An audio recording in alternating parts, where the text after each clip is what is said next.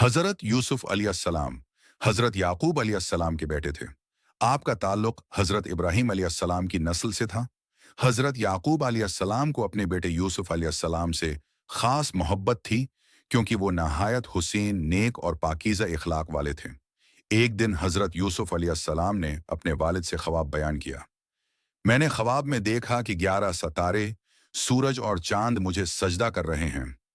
हजरत याकूब अलैहिस्सलाम ने फरमाया कि ये ख्वाब बहुत खास है और अल्लाह तुझे बुलंद मकाम अता फरमाएगा।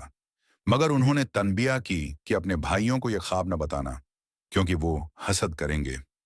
हजरत यूसुफ अलैहिस्सलाम के सौतेले भाइयों को इनसे हसद था। उन्होंने साजिश की और यूसुफ अलैहिस्सलाम को एक अंधे कनवे में डाल दिया।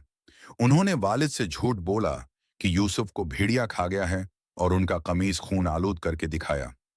एक काफिला वहां से गुजरा। उन्होंने कनवे से पानी निकालने के लिए डूल डाला तो यूसुफ अलैहिस्सलाम निकल आए। काफिले वाले उन्हें मिस्र ले गए और गुलाम बनाकर बेच दिया। यूसुफ अलैहिस्सलाम को मिस्र के एक मौजिज शख्स अजीज मिस्र ने खरीदा और अपने घर ले आया। उसकी बीवी, जिसका नाम अक्सर रवायात में जलीखा आता है, यूसुफ अलैहिस्सलाम के हसन व जमाल से मुतासिर हो गई और उनको गुनाह की दावत दी।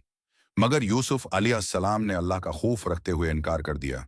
जलीखा ने अल्टा इल्जाम लगा दिया और यूसुफ अलैहिस्सलाम को कैद करवा दिया गया। कैद खाने में भी यूसुफ अलैहिस्सलाम ने कैदियों को ख्वाबों की ताबीर बताई और लोगों में मशहूर हो गए। मिस्र के बादशाह ने ख्वाब देखा जिसकी ताबीर कोई ना दे सका। यूसुफ अलैहिस्सलाम ने कैद में से इस ख्वाब की दरस ताबीर बताई। 7 साल खुशहाली होगी, फिर 7 साल कहत आएगा और फिर बारिश होगी। बादशाह बहुत मुतासिर हुआ और यूसुफ अलैहिस्सलाम को रहा करके मिस्र का खजाने का नगरान, वजीर खजाना मुकर्रर किया।